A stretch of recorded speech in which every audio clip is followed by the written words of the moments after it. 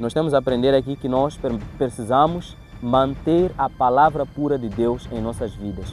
Não aceitar que ela seja medida com as balanças humanas. Nós precisamos realmente nos apegar à mensagem de Deus para esses últimos dias.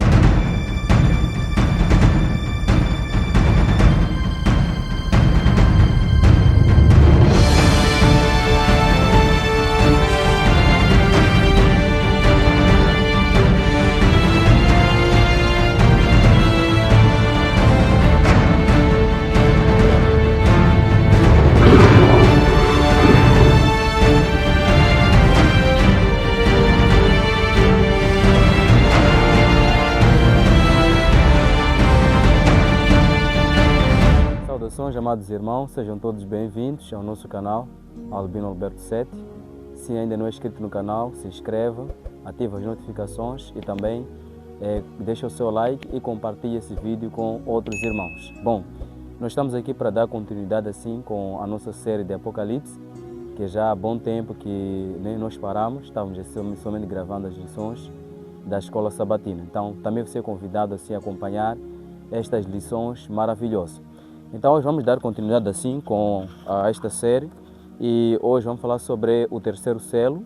Nós passamos do primeiro, segundo, praticamente nós vimos um cavalo branco, nesse caso no primeiro selo, e vimos o segundo cavalo, que é o cavalo vermelho, que é o segundo, e agora vamos avançar no terceiro no dia de hoje.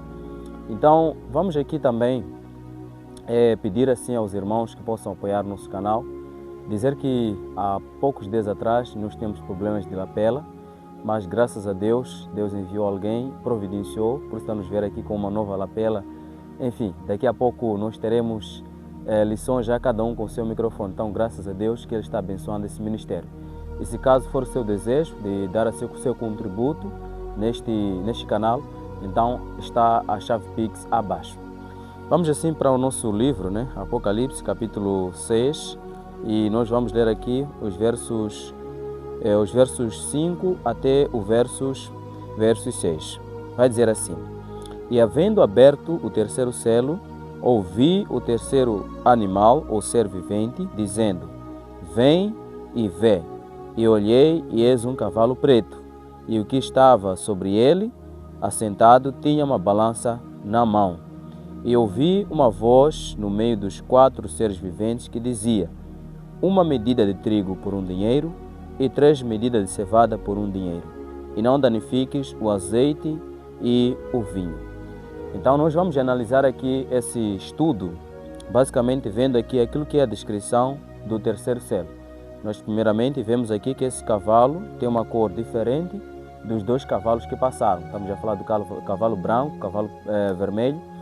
Este cavalo tem a cor preta, né? É o que é a característica ou a cor do cavalo. E diz também que aquele que está sentado sobre o cavalo, e lembre-se que todos os cavaleiros montados nos cavalos sempre têm alguma coisa ou alguma função. E vemos aqui então nesse terceiro selo que o cavaleiro ele tinha uma balança na mão. E como você sabe, balança ela serve para poder medir. Vamos analisar isso mais tarde. E então João ele ouve uma voz no meio dos 4 seres viventes que dizia: uma medição de trigo por 1 dinheiro, 3 medidas de cevada por 1 dinheiro, e a ordem que não danificasse o vinho e o azeite. Então nós vamos analisar esses pontos no dia de hoje. E também deixa o seu comentário aí do que você está achando desta série de Apocalipse, que está sendo uma série abençoadora para nós que estamos aqui fazendo. Então vamos aqui analisar primeiramente a cor preta. Quando nós falamos da cor preta, eu sei que o irmão tem alguns significados já em mente. Por exemplo, um dos significados é luto. E nós vamos analisar a cor preta no contexto bíblico, né? Porque aqui é dito que esse cavalo ele tinha a cor preto. Então, quando nós vamos em Gênesis capítulo 2, capítulo 1, quis dizer, versos 1 e 2, nós encontramos aí que no princípio criou Deus os céus e a terra. E a terra era sem forma e vazia, e havia trevas sobre a face do abismo. Então, a escuridão cobria a face da terra, ou seja, quando ainda não existia nada, somente havia escuridão, um lugar realmente que não tinha como habitar. E o segundo texto que nós encontramos, eu vou mencionar aqui pelo menos três. O segundo texto é Isaías capítulo 1, versos 18, um texto muito conhecido, onde o nosso Deus, né, vai dizer assim. O livro de Isaías capítulo 1, deixa eu abrir aqui. Isaías capítulo 1, versos 18, vai dizer assim: Vinde então e ergui-me, diz o Senhor, ainda que os vossos pecados sejam como a escarlata, eles se tornarão brancos como a neve. Ainda que sejam vermelhos como o carmesim, se tornarão como a branca lã. Então vejam só que Deus ele estende o convite para o povo de Israel e consequentemente também para nós. Se nós quisermos sermos perdoados nossos pecados, que mesmo estejam escuros, né? Como diz aqui escarlata, que é a mesma coisa dizer a cor preta, ainda que vossos pecados estejam pretos, eu farei com que eles sejam brancos. Em outras palavras, também nós encontramos que a cor branca, a cor preta, ela demonstra ou denota pecados nesse contexto aqui. E também quando nós vamos no livro de Lamentações, né, Lamentações capítulo 5, versos 10, nós lemos o seguinte: Nossa pele se enegreceu como um forno, por causa do ardor da fome. Veja só que aqui nesse contexto, a cor preta denota assim aflição, lamentações ou mesmo um momento de passar de fome. Como diz, nossa pele se enegreceu. Enegrecer-se é a mesma coisa também dizer se tornou negro.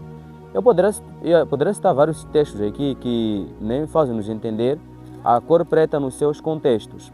Mas o que nós podemos ficar aqui, né, com a essência, né, da cor preta nestes textos que nós lemos, é que a cor preta ela pode denotar um lugar que realmente não tem como ser habitado.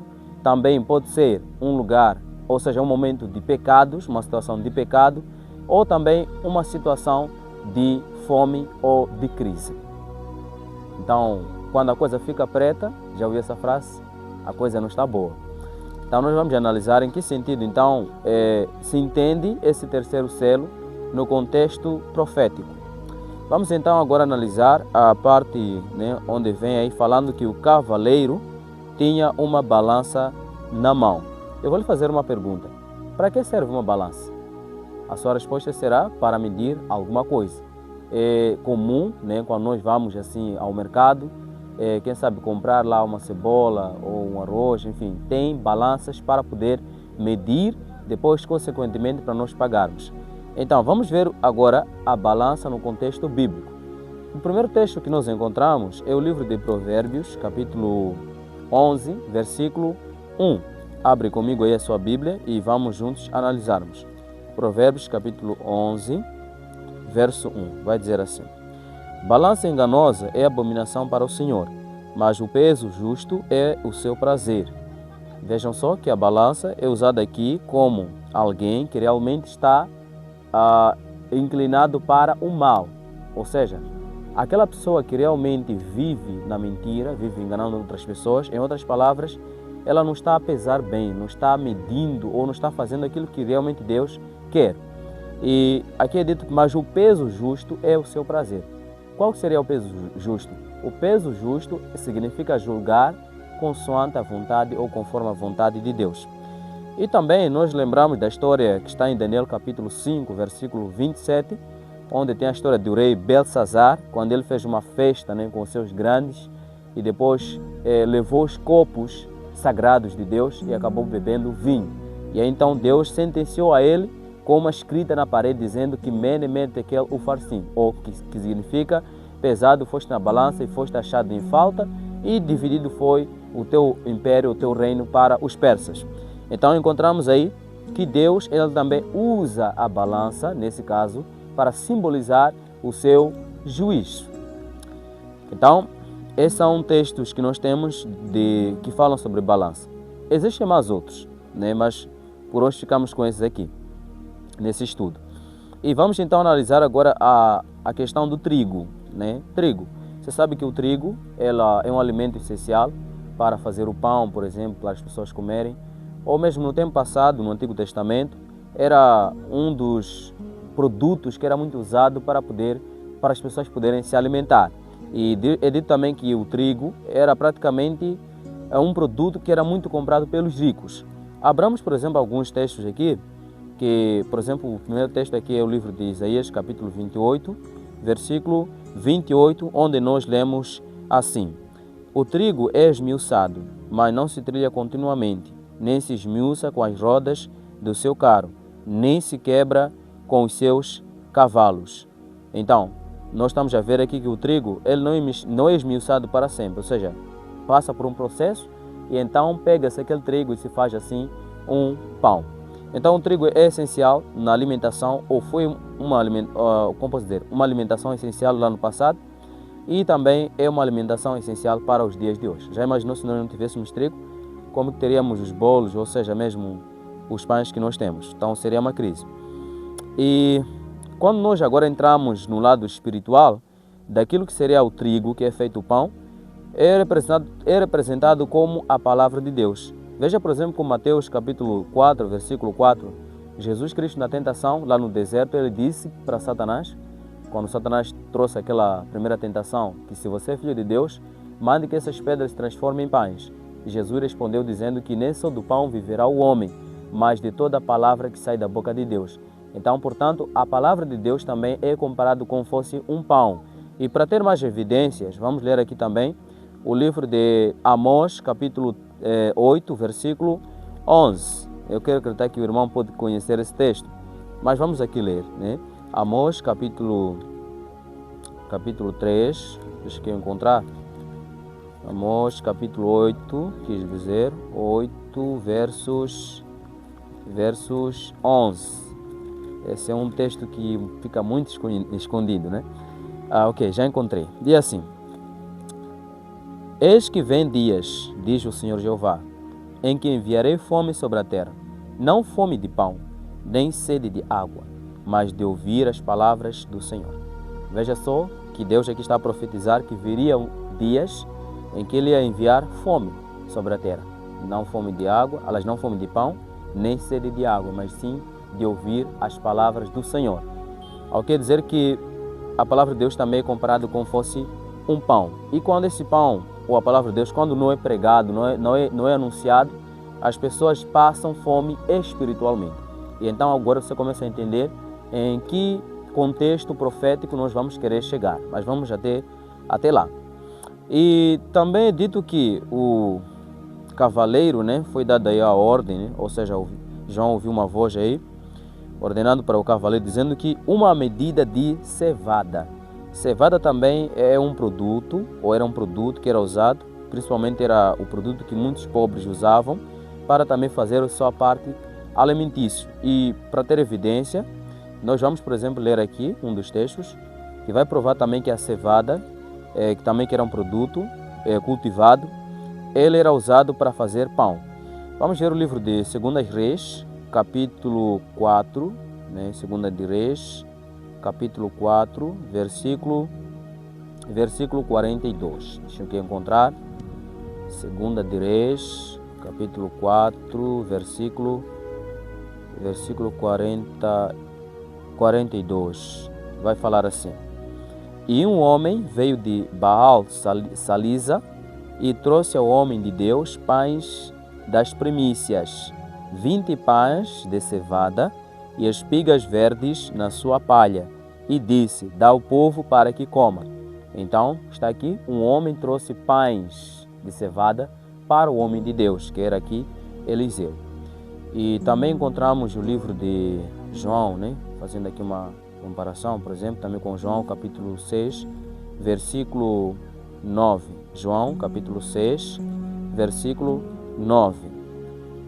Quando Jesus estava lá no monte, né? Ou seja, onde ele vai fazer a multiplicação dos pães, é dito assim: André disse para Jesus: está aqui um rapaz que tem 5 pães de cevada e 2 peixinhos, mas que é isso para tantos?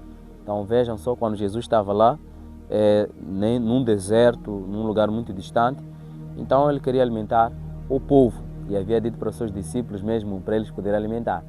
E então André conseguiu um rapaz que tinha 5 pães de cevada. Então fica aqui a prova que também a cevada era usada para fazer pães. E agora vamos analisar o azeite, a ordem, né, deste cavaleiro, ou seja, a ordem que é dada ao terceiro cavaleiro é dito que ele não pudesse danificar o azeite e o vinho. Qual era a função do azeite no Antigo Testamento? Vamos ver, por exemplo, Êxodo capítulo 29, versículo 7. Êxodo capítulo 29, versos 7. Nós aqui encontramos as seguintes palavras, diz assim: e tomarás o azeite da unção e o derramarás sobre a sua cabeça, assim o ungirás. Então, o azeite no Antigo Testamento ele era usado para poder ungir os reis, ungir os sacerdotes, enfim, pessoas que tinham um cargo ou mesmo uma responsabilidade a carregar. E quando nós vamos para Isaías capítulo 61, versos 1, nós aí temos uma linguagem agora de que esse azeite ele representa o Espírito Santo. Quando Isaías vai dizer: o Espírito do Senhor está sobre mim, pois que me ungiu para poder curar, para poder abrir vista aos cegos. E Jesus também no Novo Testamento ele repete essa citação no livro de Lucas capítulo 4, versículo 18. Ele também vai usar as mesmas palavras que Isaías disse: o Senhor me ungiu para poder curar, para libertar os cativos, né, de Satanás. E vamos também ver aqui, agora a última parte, né, que o terceiro cavaleiro não deveria danificar, é o vinho. E quando nós vamos para o livro de Salmos, né, vamos abrir bastante Bíblia aqui, porque nós queremos entender este terceiro selo realmente dentro do contexto bíblico. Vamos aqui para o livro de Salmos 104 e nós vamos ler aqui o versículo 14 e versículo 15, onde vai nos falar assim: Ele, né, Deus, né, Ele faz crescer a erva para os animais e a verdura para o serviço do homem, para que tire da terra o alimento. Versículo 15. E o vinho que alegra o seu coração, ele faz reluzir o seu rosto com o azeite e o pão que fortalece o seu coração. Então o vinho na Bíblia é usado, né, essa linguagem, um bom sentido, que alegra o coração, uma coisa muito boa. Mas também é verdade que em alguns momentos a Bíblia faz a condenação do vinho fermentado. E temos que analisar sempre nos seus contextos. Nesse caso aqui, o vinho, no versículo 15, quando diz que e o vinho que alegra o seu coração. Esse vinho é o vinho sem fermento, ou seja, não é um vinho alcoólico. É um vinho diferente, como por exemplo que está em Provérbios capítulo 20, onde vai falar que o vinho é escarnecedor, ela traz feridas, enfim. Mas aqui nesse contexto o vinho ele traz alegria. E vamos encontrar que Jesus Cristo também no Novo Testamento ele realizou vários milagres. Aliás, vários milagres não. O primeiro milagre de Jesus foi realmente transformar a água em vinho, né? Que era um suco doce. Então, quando nós agora queremos entender essa questão do vinho, nós encontramos em Lucas capítulo 22, versículo 20. Jesus Cristo, quando estava na ceia, ele disse: tomai este cálice em memória de mim, né? Para que se lembram de mim, do meu sacrifício. Ou seja, quando nós lemos também o livro de João capítulo 19, versículo 32 a 34, esse texto vale a pena ler. João capítulo 19, versos 32 a 34. Né? 19, versos 32 a 34, vai falar assim: foram, pois, os soldados e, na verdade, quebraram as pernas ao primeiro e ao outro que com ele fora crucificado. Mas, vindo a Jesus e vendo-o já morto, não lhe quebraram as pernas. Contudo, um dos soldados lhe furou o lado com uma lança, e logo saiu sangue e água.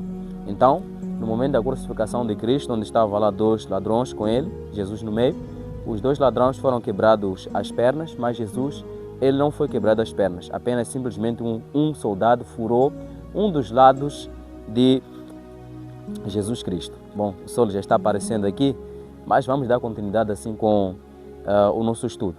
Então, o vinho na Bíblia Sagrada ela pode representar ou representa o sangue de Cristo, ou também o sacrifício de Jesus em favor dos pecadores. Agora sim, que nós já entendemos esses significados, agora vamos entender em que contexto profético está esse terceiro cavalo, né, o terceiro selo. É dito que esse cavaleiro, né, tem uma balança para medir a alimentação, que é a cevada, que é o trigo, né, enfim, essas coisas. Então, a cor preta realmente mostra o quê? Um momento de escuridão. E qual é o contexto profético que nós podemos aqui enquadrar? É o contexto profético onde que doutrinas pagãs, eles começaram entrando dentro da igreja. Em outras palavras, trevas espirituais, como vai dizer também o livro O Grande Conflito, no capítulo 3, você pode procurar esse livro e ler, vai falar aqui que muitos enganos foram entrando dentro do cristianismo. Eu vou poder aqui citar algumas doutrinas, né, que foram entrando. Deixa eu pegar aqui o meu rascunho, só para poder citar. Pelo menos 8, né? Tem vários, mas eu vou citar aqui apenas 8 doutrinas que entraram no cristianismo. A primeira doutrina, por exemplo, é a mudança do sábado para o domingo como dia de repouso. E isso foi efetuado pelo Concílio de Laodiceia em 364. Claro que no dia 7 de março de 321, encontramos o decreto dominical feito por Imperador Constantino. Mas agora a oficialização de que este dia é um dia de descanso por parte dos cristãos daquela época foi feita no ano 364, no Concílio de Laodiceia. Ou seja, atribuíram ao domingo como fosse um dia memorável da ressurreição. Enquanto Constantino, ao colocar o domingo, né, para a igreja cristã, ele trazia lá praticamente aquele que era o costume do paganismo, que era o dia do sol, ou também como diz o inglês, Sunday.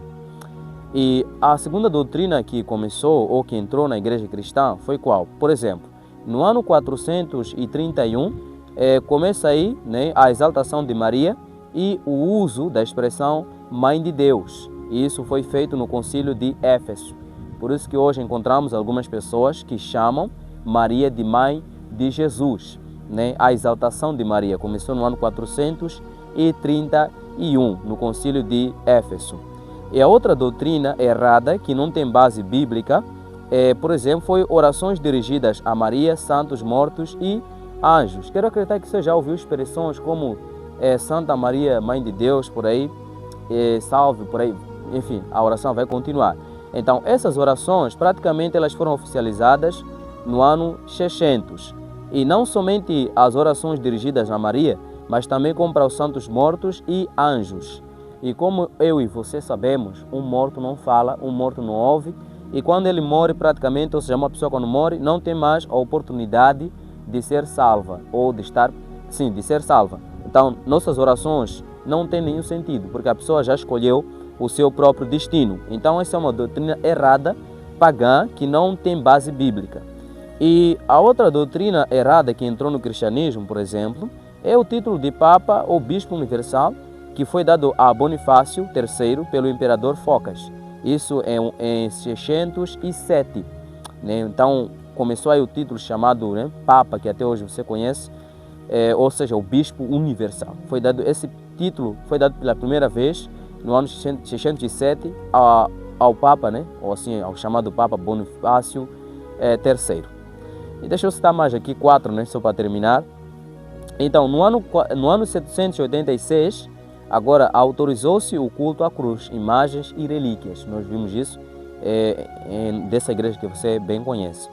E então, também a outra doutrina que entrou no cristianismo é o celibato sacerdotal decretado por Gregório VIII. Isso, né, é Hildebrando em 1079. Né? Ou seja, que os sacerdotes eles devem ficar sem casar, ou mais conhecido como padres, né? Eles não podem casar, eles têm que ficar assim, sem mulheres.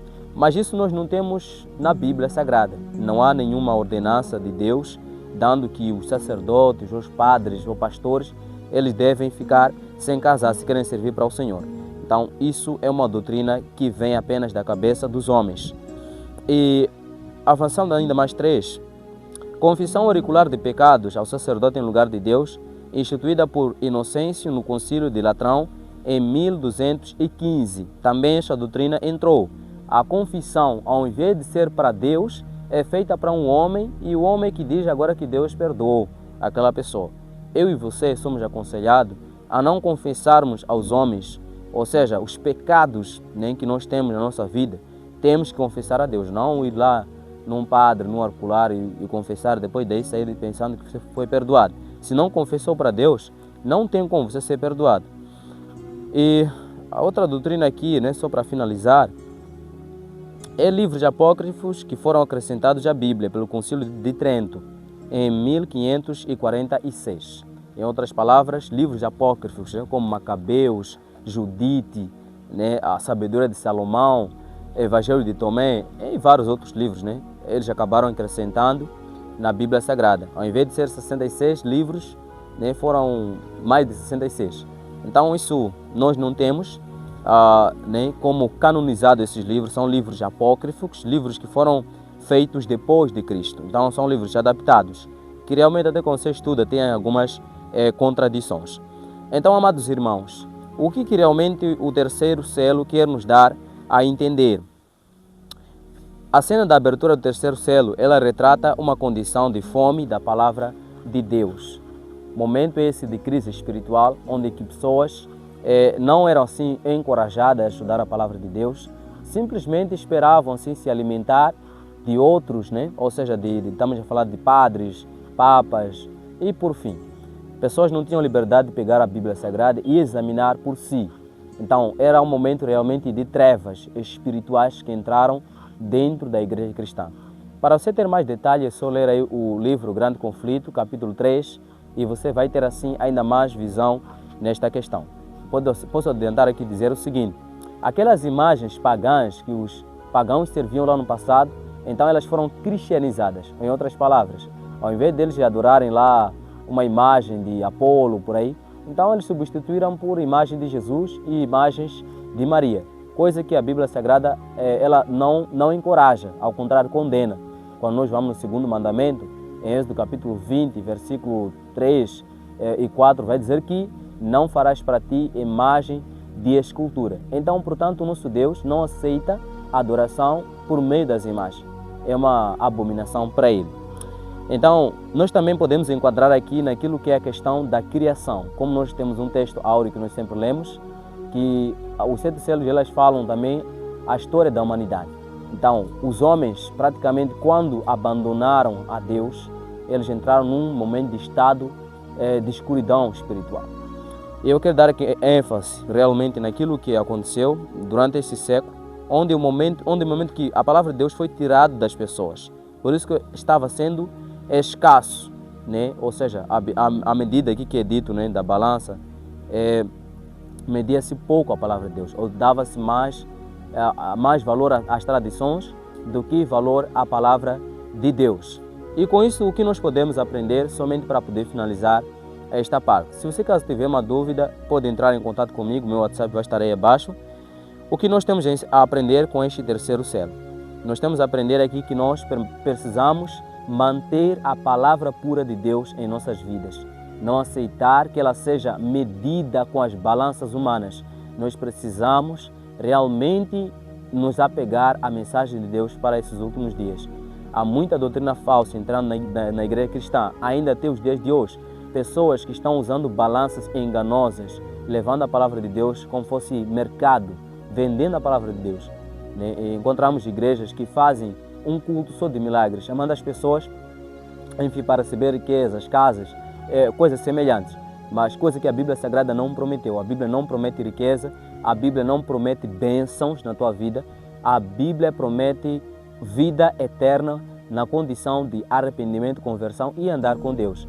Mas hoje que vemos, como vou colocar aqui um dos vídeos, somente para você ver o que tem acontecido, pessoas que realmente vão na igreja para somente apanhar um milagre, para apanhar somente uma cura. Não estou a dizer que Deus não pode curar, mas as pessoas praticamente só buscam essas coisas materiais e não coisas espirituais. Hoje também vemos líderes, pastores, que até não poderiam ser chamados de pastores, deveriam ser mais chamados de empresários, porque da forma como vestem ou mesmo andam, não dão mais consideração para as suas almas, para as suas ovelhas.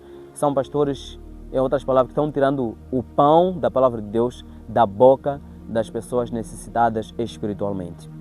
Então que Deus possa ter misericórdia dessas pessoas e que eu e você possamos pegar a palavra de Deus pura, estudar e transmitir essa mensagem para os outros.